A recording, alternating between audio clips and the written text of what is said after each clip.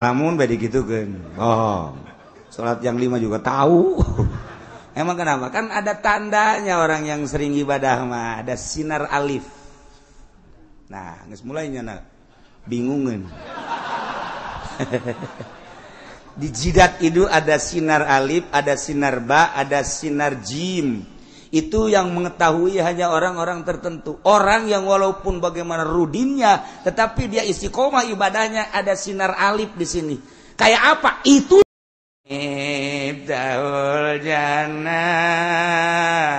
la ilaha illa inna ieu pasol kimusannif hadzal kitab rek nerangkeun tentang persyaratan jadi pamimpin di sebuah negara. Khalifah lamun di negara bersyariat. Sultan, amir, presiden, raja lamun di luar negara syariat.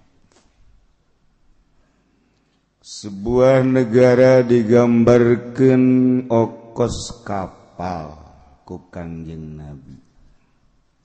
Di mana-mana kapal ieu nahodana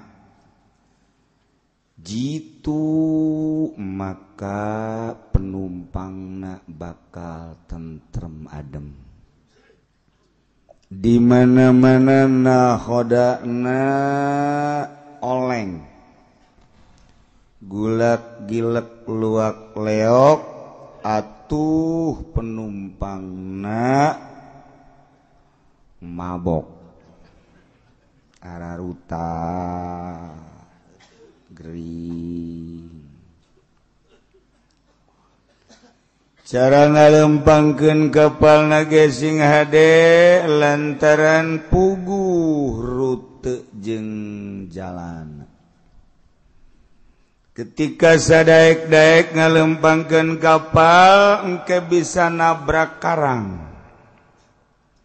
Lamun geus nabrak karang kapal bocor, lamun geus bocor lain nahodana anu ringsek. Kabeh penumpang koit.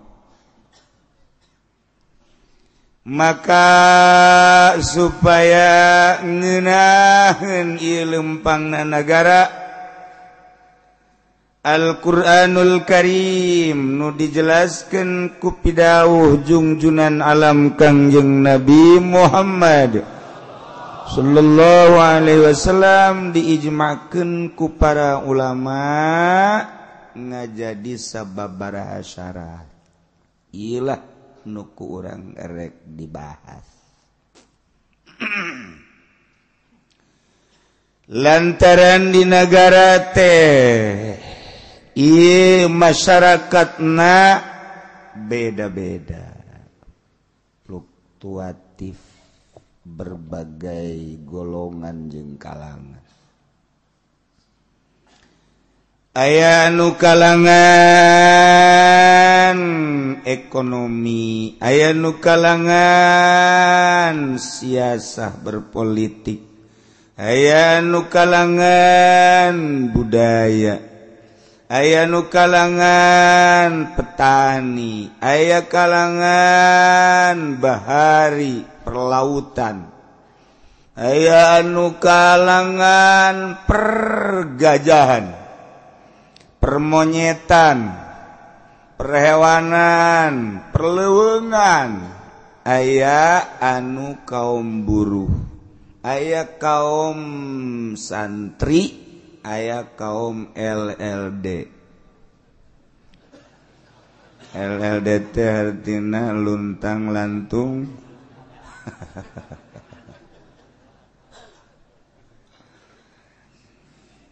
Sedangkan di negara tersebut kabeh ngabutuhkeun perlindungan, rojongan jang supaya lempang ieu negara. Ketika kaum buruh hayang lempang, kudu aya menteri perburuhan. Jang anu nangani tentang kelangsungan jeung kemunduran anak kaum buruh. Pertanian kudu aya menteri pertanian.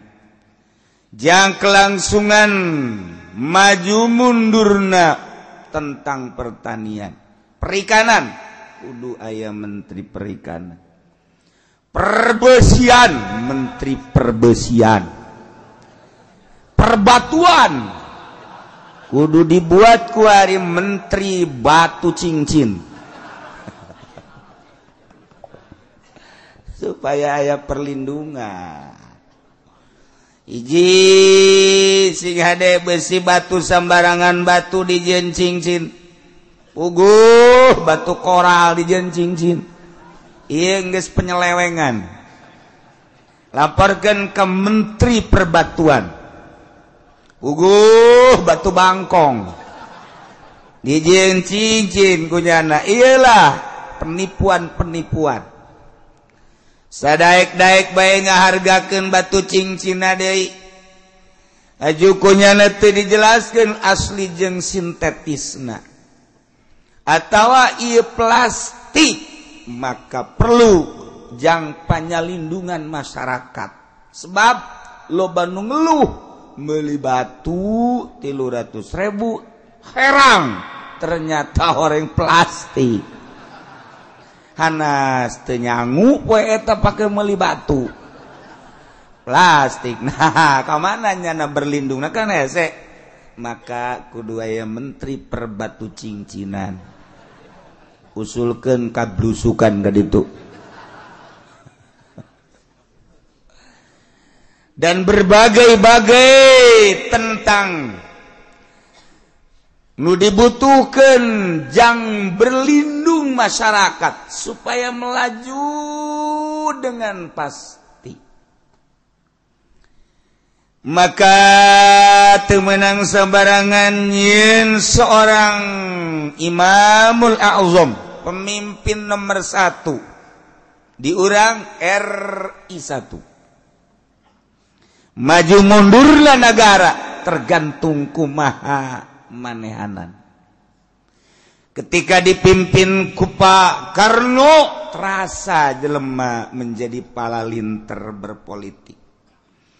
Ketika dipimpin ku Pak Harto, terasa pembangunan-pembangunan tisuklak tiseklok. Walaupun urang teu jauh jero-jeroanana. Apakah urang ngahutangkeun apa boga hutang? Beres Pak Harto langsung Habibie caroplok negara. Beres Habibie Ibu Mega aset dijualan. Pimpin ku Gus Dur marhaba unggal lembur. Pimpin ku SBY kamari ieu teu jelas arah ka mana jeung kumahana. Kuari dipimpin ku belusukan. Gorong-gorong kuari lesang. Ku lesang-lesangna berikut ujung nu buleudna teh naon ngaranna? Nu buleudna teh para dicai naon ngaranna? Gorong-gorong nate eta nu tina semen. Bisna dicoplok-coplokkeun supaya lancar. Tah ieu pabingpi. Lantaran diurang mah lain negara syariat, negara demokrasi Pancasila, berlambang burung Garuda dengan NKRI, Negara Kesatuan Republik Indonesia, dengan kesepakatan seluruh bangsa Indonesia, kita membuat negara NKRI. Dek dirobah kurang wajar, asal sanggup henteu. Urang dek dirobah nggak jadi negara Islam atuh mangga bae kabehan mah. Ketika saware hayang saware henteu bagi dua atuh. Ketika saware 2/3 mung 1/3 hayang bagi 3. Emang roti main bagi-bagi bae. Tetep kudu dipertahankeun kesatuan Republik Indonesia. Itu lain sembarangan menang ngahijikeun bangsa Indonesia dengan berpatokan nuku urang diaji terus Bhinneka Tunggal Ika. Lain lalagaan. Ialah negara Republik Indonesia lain berdasarkan syariat tapi berdasarkan demokrasi. Dirasakan ku urang demokrasi teh alhamdulillah nu sugih makin ngeunaheun, nu susah makin acak-acakan. Nu gagah makin uncang-uncang, nu lemah makin kadedet. Ieu dirasakeun kurang di tengah-tengah hiruk pikukna negara dedengean ti kaler ti kudiul macem-macem dirasakeun ku bangsa Indonesia di jerona ternyata horenganan kurang aya keadilan pihak pemerintah terhadap rakyat, maka moal eureun-eureun demo terus. Tinggal ditanyakeun bae naon si permasalahanana, wallahu a'lam bissawab. Naon meureun nu dimasalahkeun? Sebab naon? Sebab kula mah santri. Santri mah tidak boga masalah. Boga duit 100 juta ge goda teuing rarasan. Deukeur ka mana boga duit 100 juta ge ai batur mah boga duit 100 juta teh lah tuh 100 juta mah ceuhil. Tuh. Santri mah boga duit 100 juta ngageter. Ngageter sih aing di ka mana boga duit 100 juta. Apa kawin deui kitu?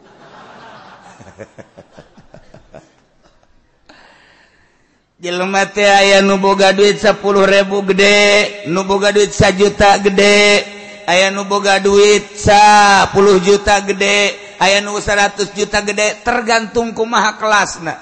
Aya nu boga 1 triliun asa leutik. Kuari lamun Burijal Bakri boga duit 100 triliun. Leutiknya nama sebab hutangna. Hutang. Emang atuh ngeunaan urang. Urang mah geus geunaheun jasa. Naik motor berkoan mantep. Deres berkoan rem kurang rem. Seserian keneh bae. Nabrak kotok seuri keneh bae. Urang tah bandingkeun jeung Abu Rijal emang kumaha kitu nya mah. Puyeng. Pusing emang kumaha. Lain lalawara. Deretan kaitan anu aya hubunganana jeung nu di Jawa teh naon karang Lapindo eta hutangna beuh mantap kadena kula bae keluar eta. Aduh keluar ti mati imah aing mah. Ingat negara Indonesia lain negara syariat, negara demokrasi cuman mayoritas. Baheula 90% Islam. 10% hanya kafir babagi, Kristen, Katolik, Buddha, Konghucu, Hindu, jeung agama lain. Karena nyana berkembang biak terus. Urang ge sarua berkembang biak, persentasena kuarin nyana naik menjadi 20%, urang jadi 80%. Nu 80% lain lalagaan kuantitas loba. Lain lalagaan loba jasa.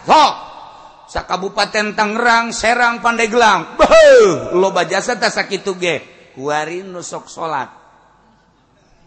Tina 80% bagi 2 nu sok salat jeung nu teu sok salat berarti 40%. 40% teu salat, 40% salat. Nu 40% nu pinter. lalakon salatna nu nyaho kana syarat jeung rukuna 20%, nu 20% teh. Nu 20% nu nyaho syarat rukuna nu husu jeung nu teu husu. Asala ieu persentasena beuki leutik wae. Leutik tah, leubatna ke Islam ke ciut lain lalaga. Tah di negara urang sanajan negara demokrasi tetapi disebutna demokrasi terpimpin henteu murni. Sanajan di urang demokrasi teu bisa diakurkeun jeung di Amerika. Sebab di urang demokrasina mayoritas Islam. Organisasi Islam lah anu milter kana kelanjutan negara. NU terutama nu jadi rujukan negara. Setelah Bahsul Masail mendominasi NU, terus laporkan kekurangan negara dibahas, jadilah rujukan. Geus geuraheun aya filter. Tetapi saat ieu dek dimurnikeun demokrasi, hayang demokrasi murni cara Amerika leuwih parah. Sakieu ge urang aya filter sakieu terpimpin komo mun dimurnikeun, maka Gubernur Jokowi Jakarta nyana tetap hayang demokrasi murni. Ulah aya hahalangna naon cek yen pokona demokrasi selama tidak itu bertentangan dengan undang-undang, silakan saja. Pakai jilbab, ulah. Pakai sempak, ulah. Enggak, menurut gitu hiburan, silakan. Selama itu diganggu kos gitu. Kos gitulah Jokowi. Ahok tata kos gitu. Seneng atau teu seneng terserah. Keberadaanana seperti kos gitu. Kemajuanana politik jeung perekonomianna can karuhan. Tapi kebok-brokan mah geus jelas. Seneng urang atuh teruskeun, henteu seneng atuh urang nu naekeun, atuh urang nu nurunkeun mentak naon. Ngomong mah heueuh oge, praktekna buase. Ieu mah keur carita keberadaan negara urang kos kitulah kaayaanana. Teu bisa sumput salindung. Mabok diperbolehkan ku Ahok mah atuh tamah senang-senang masing-masing cek tandek naon make kudu di ilegal legalkan. Teu nyahonya na di Indonesia mayoritas Islam. Tapi kos kitulah kayana ini bukan negara syariat ceknya. Judi silakan. Nu matak marak deui ku ari judi, masyaallah lain di Jakarta bae ternyata koplok di Pasar Kemis muncul kembali. Ya Allah, eta si koprok udang deui. Nyana ge ngomong eta si koprok eta hulu-huluna teh naon ngaranna nu kituna. Ngaranna naon sih paman nyaho aing mah henteu. Nyana ge ngomong terima kasih Hok cek nyana. Nah ieu terasa ku urang ku hari santara urang mabok makin menjadi-jadi. Zina makin menjadi-jadi. Judi makin menjadi-jadi. Sebab nyana dek ngamurnikeun demokrasi. Betah orang hirup di negara demokrasi model kieu terus kan. Henteu betah atuh berpikir urang. Urang nu ngeusian di negara urang, jalain negara nu lurah lain nu camat lain nu si blusukan. Nu urang betah teruskeun, teu betah robah ku urang. Baik merubah negara atas nama demokrasi dengan syariat atau merubah undang-undang mantak naon. Mulailah orang hayangin DPR atau nurada bener. Kiai lah. Dieun ku urang si kiai. Awas nya, nitip aing negara aing ya. Aing milisia geus. Pokona penting bener sia. Ngajalankeun nagarana. Awas ya. Oke. Barangnya jadi DPR boro-boro ngapa bener negara. Jandelana temuka jandela mobil goblok jasa. Nyana liwat ditutupkeun jandela henek jasa urang. Sia ku aing dibodem sia ku aing. Iyalah seputar negara urang gua sekarang. urang dek ditipkeun ka saha deui DPR geus eueuhan ku urang dipercaya lurah asal geus jadi lurah bae lain ngurusan masyarakat ngurusan dirina bae ka Karawang ka Subang kitu keneh pacamat kitu keneh bupati ieu kabeh geus henteu aya kesempatan ngaji. Naon teh nu ngahalangan ka ngaji? Jabatan. Berarti jabatan membawa laknat. Naon nu ngahalangan kana embung ngaji? Kekayaan mawa laknat. Naon ieu nu matak embung ngaji? Oh, kagagahan mawa laknat. Kuari ngana ongkang-ongkang asa aing jadi pejabat, asa aing gagah, asa aing hebat. Sakedeung deui sia mun geus modar, dilegleg sia ujian aku kuburan. Kutitipkan kuburan kepadamu leg-leg tah para negarawan risak-risak geus aing hayang nyaksian engke di akhirat kumaha coba hulunya na aing geus dititipkeun ka DPR teu becus sarua jeung kutitipkan kabupatenku kepadamu wahai bupati untuk kelanjutan pembangunan yang ada di Kabupaten Tangerang. Aku sudah bersikeras membelamu, wahai bupati. Tetapi kenapa engkau nongkrong-nongkrong saja? Begitu pula aku titipkan provinsiku kepadamu, Tut. Tapi ternyata begini keadaannya.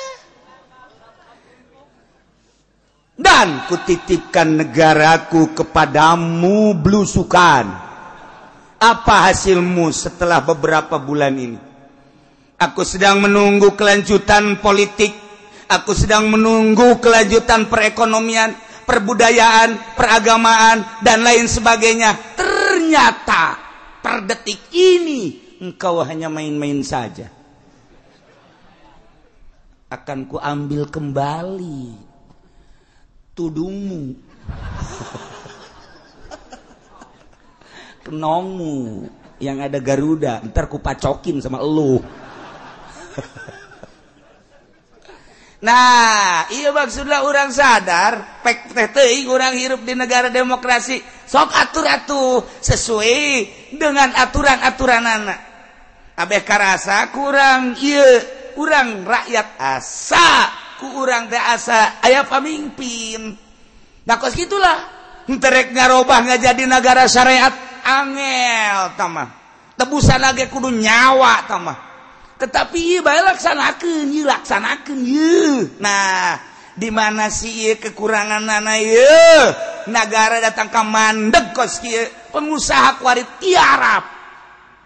Kamari mah tiarap ge ngoser, kuari mah teu bisa ngoser-ngoser acan.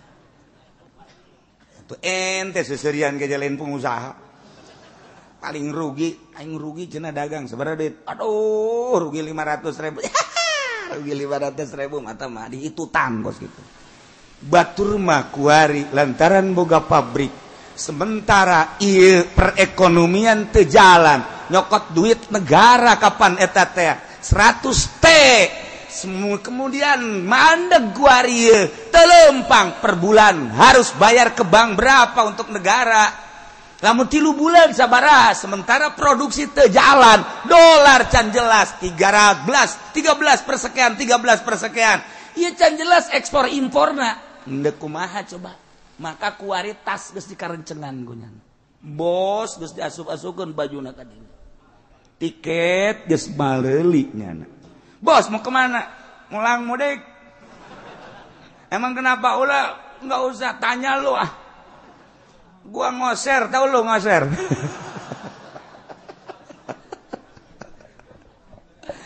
Inilah sebuah negara.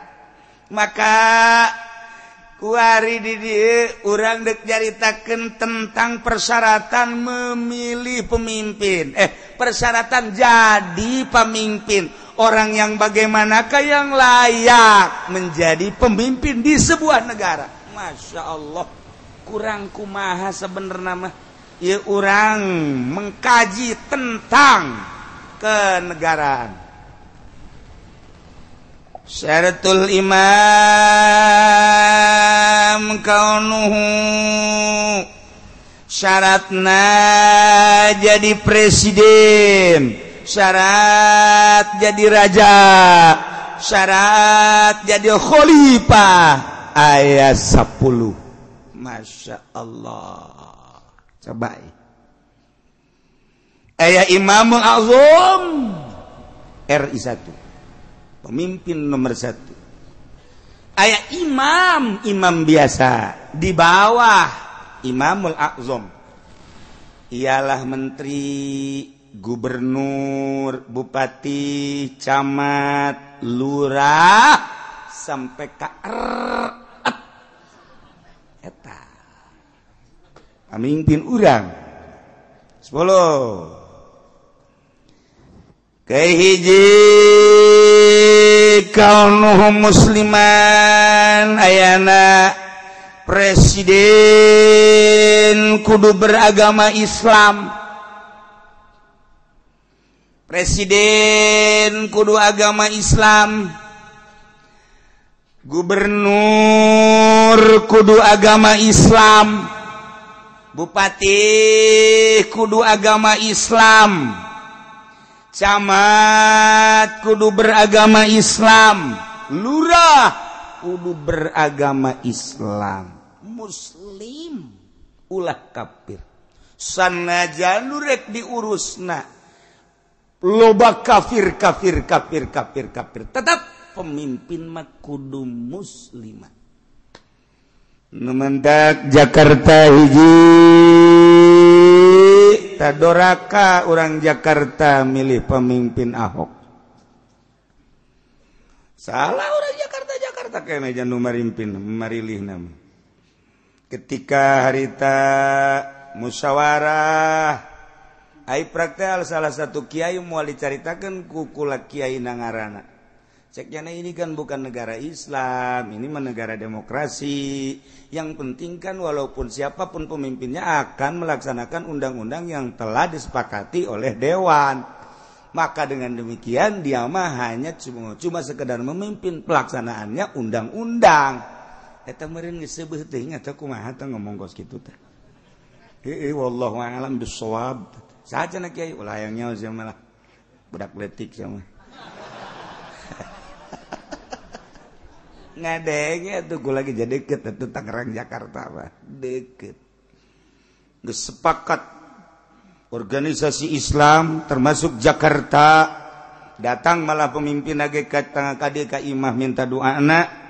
Menggebu nyana teh adek berjuang akan kitu naon ngaranna tidak akan memilih kepada yang kafir ngan sakali doang ngomongna kaditu kalina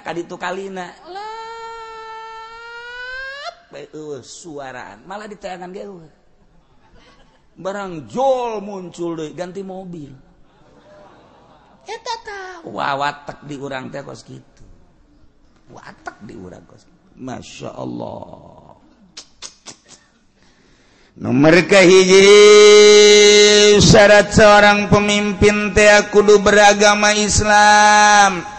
Liuraiya maslahatal Islam wal muslimin. Supaya nyana melaksanakan untuk kemaslahatan Islam jeung kemaslahatan umat-umat muslimin. Maka pala tasyihut tauliyatu kafir tesah memimpinna kafir walau ala kafirin walaupun untuk orang kafir deui.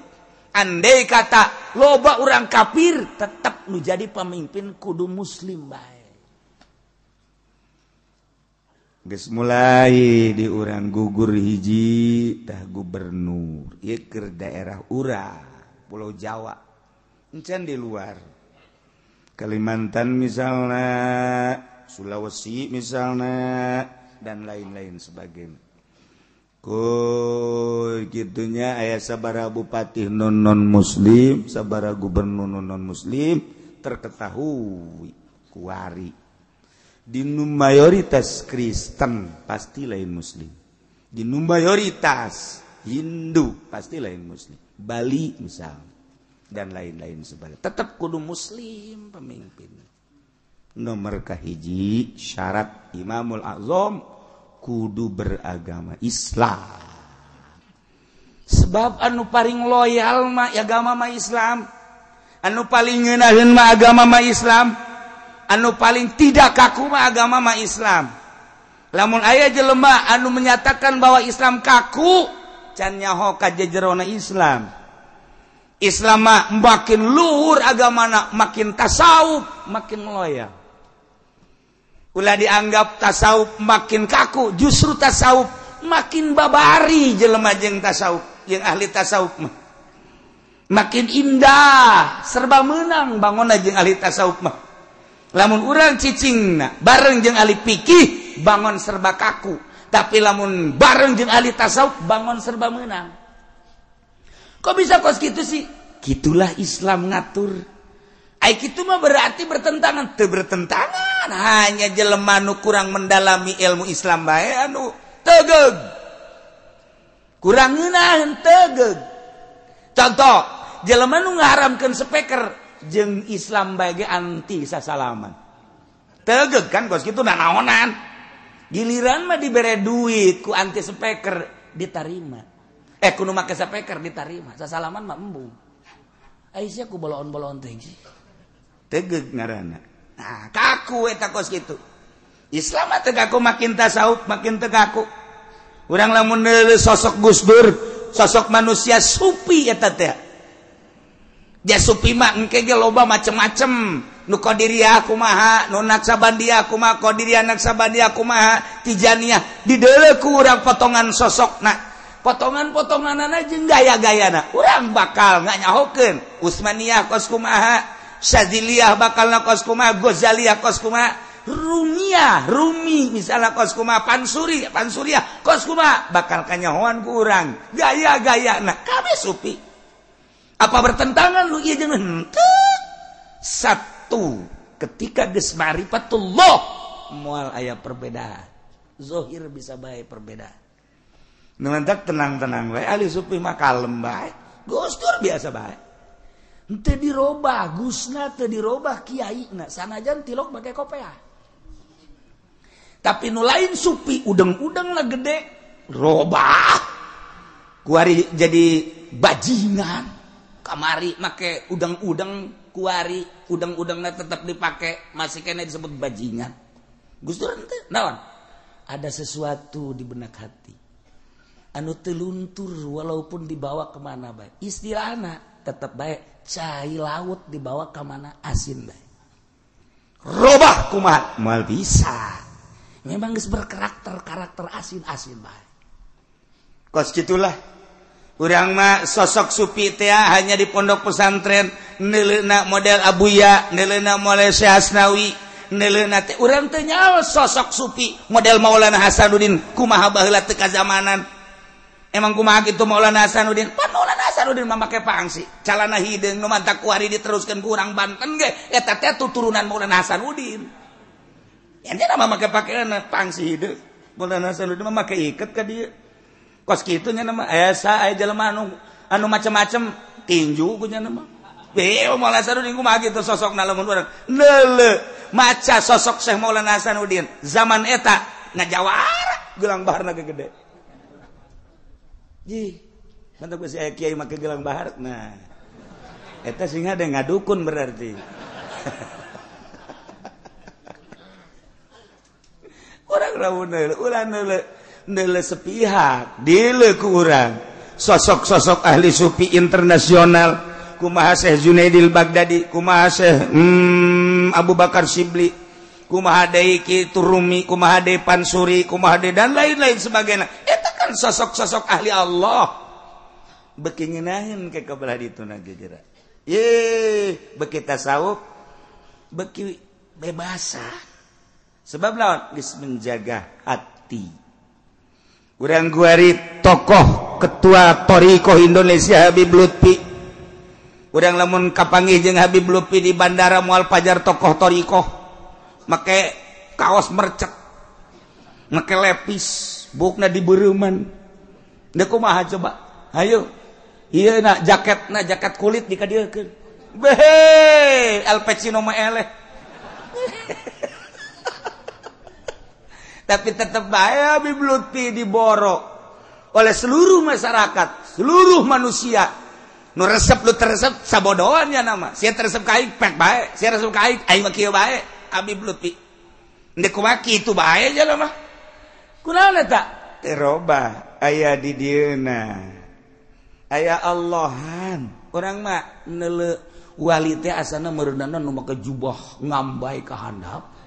Udeng-udengna segede Vespa. Aduh ieu ngangsar ka handap. Boleh-boleh bae sih eta sosok wali nu mana kan gitu. Jadi kuari urang lamun neuleuh gambar wali songo aya nu salah sebenarnya mah. Henteu kabeh make udeng-udeng. Lamun urang neuleuhan bacaan coba ge sosok wali-wali songo. Emang kabeh make udeng-udeng? Henteu. Sunan Kalijaga mah henteu make udeng-udeng nya mah. Kadang teu make kopiah, make iket nya mah terus mamawana mama suling bae. Ye, nu mantek di lembur besi anu mama suling.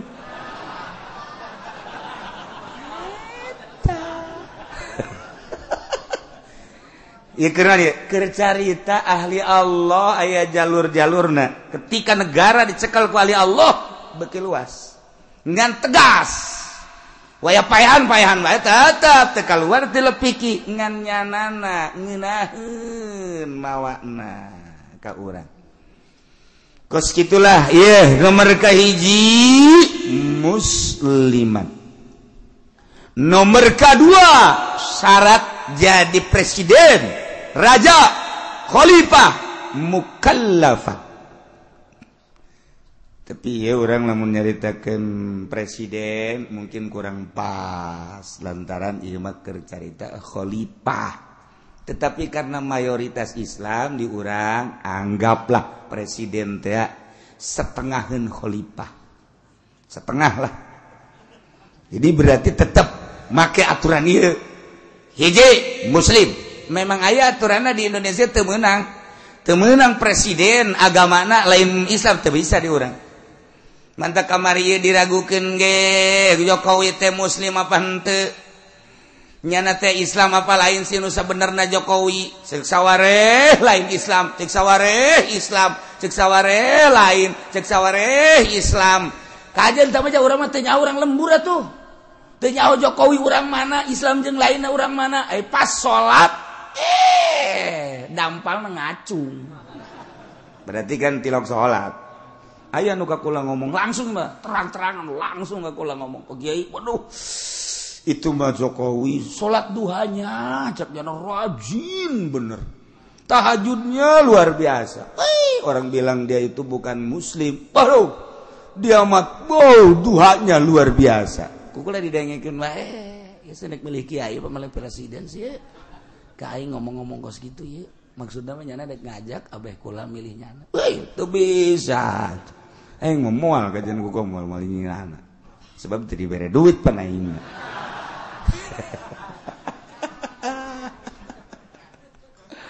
Aduh, getol jasa cek kada teh.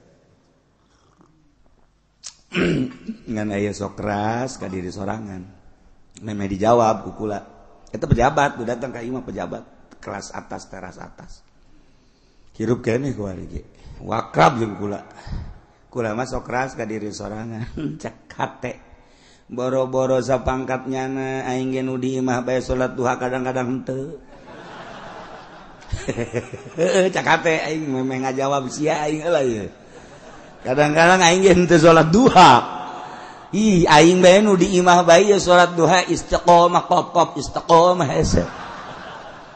Komo nyana aing lain suuzon lain. Tapi dirasakan ku aing emang kumaha eta salat duha. Beuh, coba ge pedagang ge di urang, tukang karung aya nu istiqomah salat duhana. Di ditu. Ieu deui nyana. Babu, ngan percaya teu percaya. Nyana ngomong budak-budak kagak aing teu percaya seutik. Aing ge eungap salat duha teh aing ge eungap. Atuh komo nyana. Kitu bae. Ye can pugu cenah. Nyana mah nyana atuh kiai nyaho aing ge. Aing bae ye anu sok nitahan salat duha kadang-kadang henteu. itu ngomong hebat-hebatkeun salat duha bohong. Aing mau wani jajaban bohong. Tok aing barengkeun jeung nyana sabulan bae. Coba nyana salat duha tante. Buat teh lohor ge henteu. Cekna salat kumaha meureun. Teu aing mah teu percaya. Bejakeun ka pejabat anu datang ka imah aing teu percaya. Jatuh lain keur ieu ge geus keur ieu mah geus dihareupeun nyana. Gagah percaya. Kagak percaya. Geus kula ngomong langsung dihareupeun nyana. Enggak percaya saya kalau dia rajin sholat duhanya. Kok bisa begitu? Ya, saya kan terus-terusan. Bohong. Nyana ngalamun bae digitukeun. Bohong. Sholat yang 5 juga tahu. Emang kenapa? Kan ada tandanya orang yang sering ibadah mah, ada sinar alif. Nah, geus mulai nyana bingungeun. Di jidat itu ada sinar alif, ada sinar ba, ada sinar jim. Itu yang mengetahui hanya orang-orang tertentu. Orang yang walaupun bagaimana rudinnya, tetapi dia istiqomah ibadahnya, ada sinar alif di sini. Kayak apa? Itulah yang susah. Ntar gua tabok lo. Cek yana aing teh nyahoan meureun, boro-boro pejabat kiai ge kanyahoan sebab sinar alif, sinar ba, sinar jim aya di dieu. Jelema kajen teuing kukumaha ge nu sok tahajud maca kanyahoan bae aya sinaran di tarangna.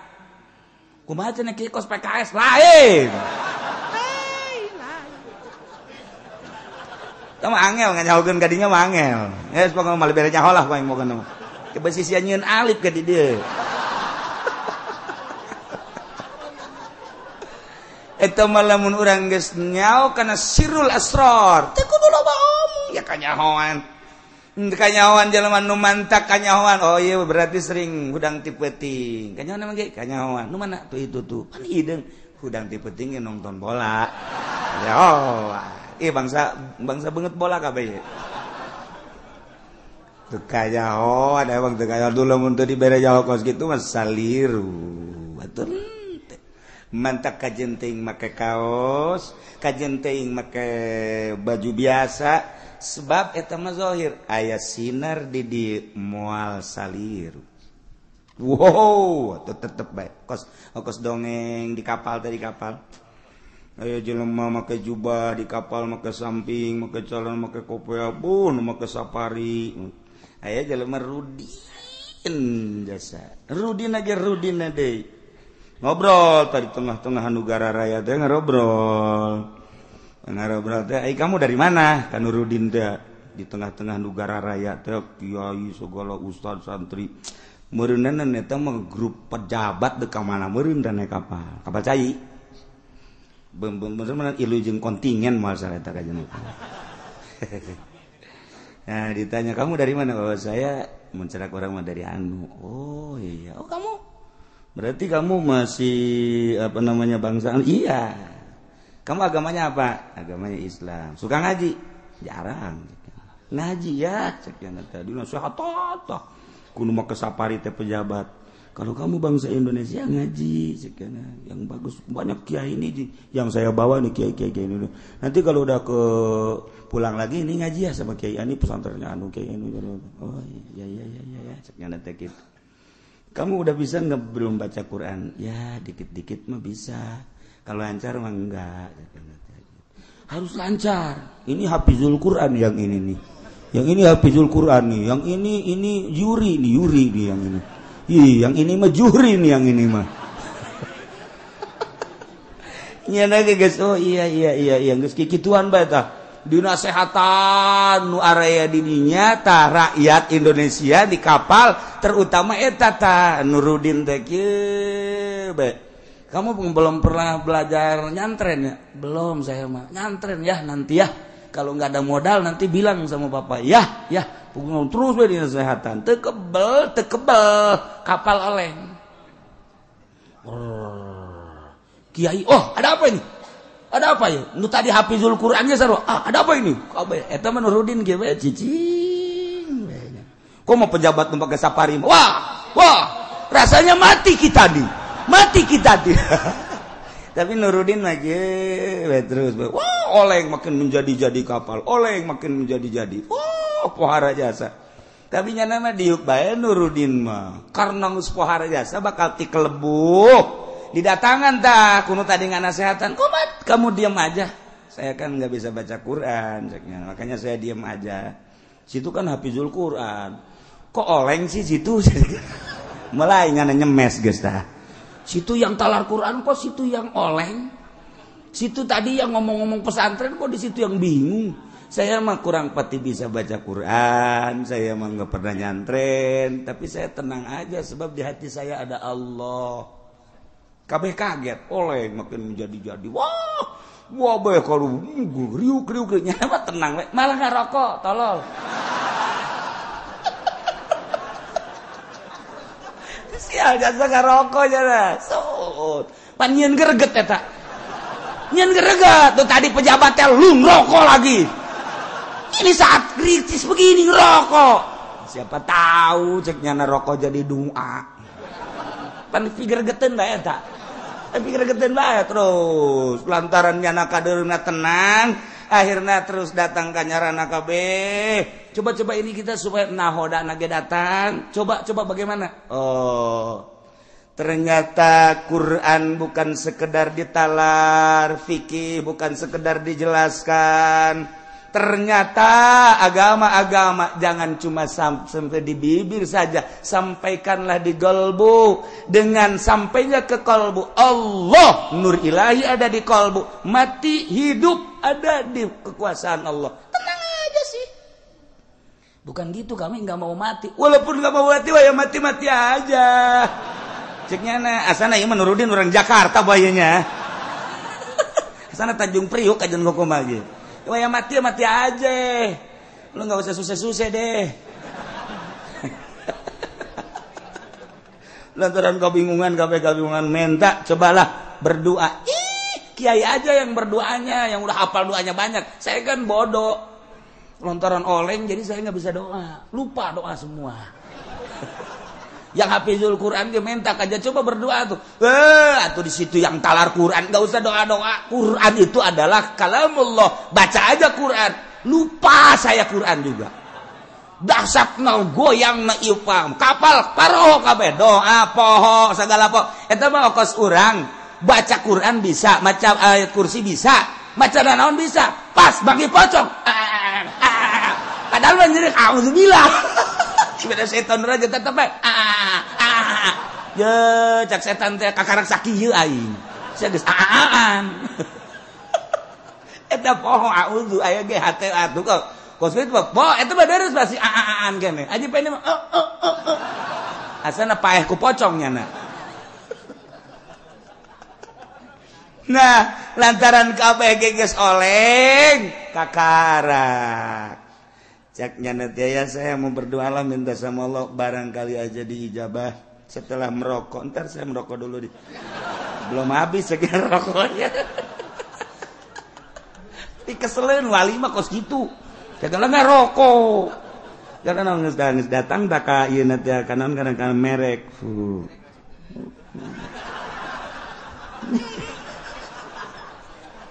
kiai bagus gak geter-geter pejabat geus gak geter-geter kabeh geus gak geter-geter negara raya nyana malah neulean merek rokok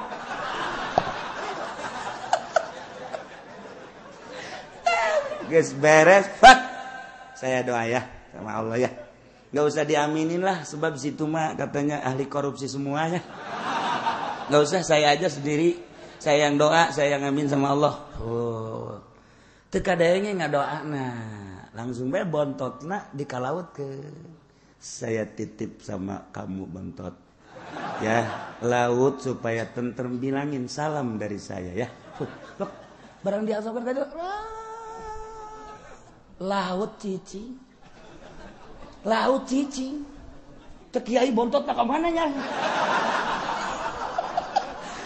Kiai ini angan bontot, tolol tuh coba. Ya, tuh kudu hajune angan bontot di salaman doang. Nah, tuh cicing laut. Wali teh kos gitu.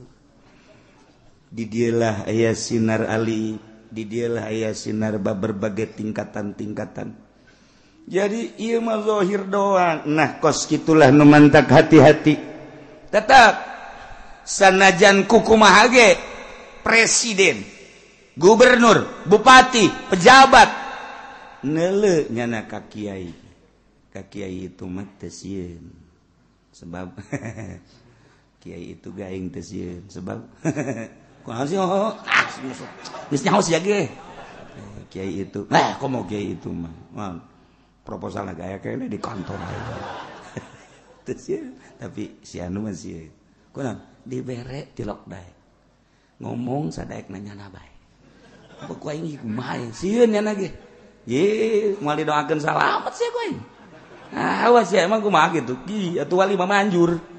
Awas ya ku aing di akhirat batur ngahiji sia mah moal malaikat ku ditukeun. Sombong amat ya keur carita sombong na teh mah. Tetep bae teu bisa dibohongan jelema anu iman ka Allah sebab roh nati Allah nyana nyahueun kana bener jeung nu teu bener. Ketika nu bener sieun kajen. Sebrutal-brutal da pemerintah sieun. Ka ahli Allah mah sieun. Ya nyana ge teh minta doana ka ahli Allah. Saya doainnya Pak Kiai. Saya mau naik lagi. Ya ini 2 periode jadinya kemarin saya naik lagi. Doanya Pak Kiai. Pengen apa Pak Kiai? Waduh, segala nawaran pengen apa. Eta kos gitu tah. Ieu wali we hese. Jadi can karuhan nu make sorbana gede hebat. Mentak sing hade kan nu make lepis buat teuing eta wali.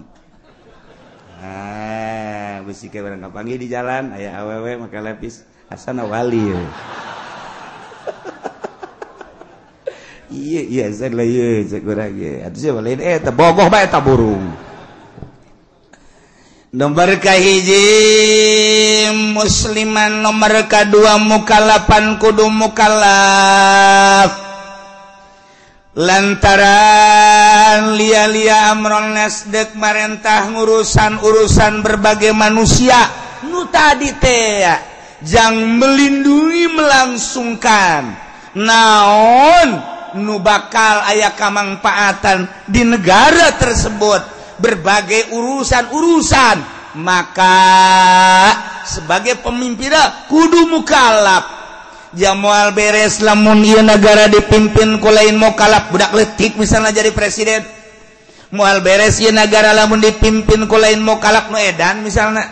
Moal beres ieu negara lamun dipimpin ku jelema anu kitu ayan muter negara tuh. Moal beres tetep kudu mukallaf sebab budak leutik lain jang urusan batur dirina ge urusan nu edan lain jang urusan batur dirina ge urusan nu ayan lain jang urusan batur dirina ge urusan nu mantak kudu mukallaf. Cek Kangjeng Nabi naudzubillah min imaratis sibyan, ngelindung urang sadaya ka Gusti Allah tina kepemimpinan budak sebab lain kita mimpinnya nama kudu dipimpin. 2 nomor katilu huron kudu nu merdeka. Eueuh di urang mah nun teu merdeka. Ulah abid sebab abid mah dimiliki ku batur ku sayyidna kudu merdeka. Urusan merdeka di urang mah kabeh merdeka. Adapun Kangjeng Nabi pernah nyarios isma'u wa ati'u wa in amarra alaikum abdun habasyiun. Degekeun, tuturkeun sanajan nu marentah ka maraneh kabeh abdun habasyiun. Andai kata seorang abid bangsa Habasyah ieu teh fa mahmulun ala ghairil imamatil uzma. Ieu mah ditujukan ke pemimpin lain pemimpin agung lain RI 1 cukuplah jang RT cukuplah jang RW. Andai kata jelema nu daekeun aya ge abid RT jadikeun abid aya ge abid RW jadikeun abid lurah lah ai jang RI 1 tetep teu beunang. Jadi ulah disakompet daunkeun hadis ya isma'u atiu wa in amara alaikum abdun habasyun eta mah jang kepemimpinan di bawah adapun di atas tetap teu meunang. Masya Allah. Nomor kaopat zakaron kudu lalaki milih presiden teu meunang cewek, gubernur teu meunang cewek, bupati teu meunang cewek, kudu lalaki. Dia teu pergoya teu makanan mukhalatatir rijal, sebab pemimpin teh nyana ngabogaan wilayah sawilayah nyana. Presiden RT RI 1 nasional, gubernur provinsi, bupati sakabupaten, camat sakecamatan. Ieu kan perlu mukhalatatur rijal, mukhalatatun nas, campur gaul jeung manusia. Ketika anu dibahas tak kudu di kantor, ketika anu dibahas tak kudu di lapangan, ketika anu kudu dibahas tak di masjid, ketika anu kudu dibahas tak di majelis taklim, ialah mukhalatatir rijal, mukhalatatin nas, ngabutuhkan campur gaul. Ketika kudu campur gaul leluasa, teu meunanglah awewe. Sebab ketika aya urusan di masjid, cewek gubernurna sedang hayam. Coba eta kumaha? Mohon maaf pada masyarakat, kali ini maulidan tidak bisa dihadiri oleh Bapak Bupati Ibu kita sebab dia sedang nipas. Ngadengin aja riji Bupati nipas. Tekan teh bagus. Nyana maksakeun ka masjid haram. Ieu sedangkan di urang komo di urang mangkapan loba jasa kegiatan masjid, ya rajaban, ya maulidan, berbagai-bagai pengajian. Lamun milih pamimpinna awewe maka tesa kudu lalaki. Mentek kadedengekeun bae Kiai di Banten ngomong waktu dek milih atut, Kiai cenah ulah sok sambarangan eta nyurahkeun teu meunang pamimpin awewe. Eta mah teu meunang pamimpin ge salat cak nyana aya nagara mah tupan lain salat. Teu dijawab ku kula. Teu dijawab. Geus urusanna baca bae kitabna aja Kiai bisa maca kitab. Aya Kiai lagi hirup kene kuari. Sisinun ya sok kula. Barang atut di penjara nyana haju minta hampura, iya tuh kudu kakulang eta mah salah naon tuh aing teu aing teu salah teu dosa aing tasih ajahan meset salah ka aing teu eta masalah ka hadis Kanjeng Nabi ka ditu ka Madinah minta hampurana ka ditu ka Madinah sugan bae can datang ka Madinah kapal ditu cek Kanjeng Nabi la yufliha qaumun wallau amrahum imra'atan. Hadis sahih moal sama sekali bahagia make bahasana ge lan. Cek budak pondok pesantren mah waktu urang keur narkib lan huruf nasab huruf napi nasab istiqbal. Pohara eta. Lan huruf napi nasab istiqbal. Berarti ieu mah pohara jasa moal nage moal nadi belah ditun moal 5 kilo ti moal. Pohara jasa berarti moal jasa. Mantak ngalugotan nage urang keur mimitian ngaji jurumnya ora pisan-pisan. Eta make pisan-pisan, ora pisan-pisan. Beuh. Jadi usuk urang mah suama sekali. Lamun di Jogja mah suama sekali. Waduh. Eta ora pisan-pisan moal bahagia sama sekali. Masyarakat nu masrakeun urusanana ka awewe. Mantak Banten setelah dicekel ku awewe kos kieu lah kaayaanan. Kiai nu ngadukung ka atut di nyanak suari nu geus ngarasakeunana. Hiji dibere para rusing bae. Nu mantak teu bara para rusing nu merean duit masalahna. Kadua eta lantaran nyana katulah ku ucapan Kangjeng Nabi urang Kangjeng Nabi Muhammad sallallahu alaihi wasallam sakali deui kadekeun bae batur nu teu ngaji urang mah nu ngaji andai kata aya pemilihan umum di mana bae bupati gubernur misalna presiden aya awewe ulah dipilih haram dinteus sah geus urang mah lalaki bae cenah mah lakana kuru kajeun kuru ge orang suntik mating ke.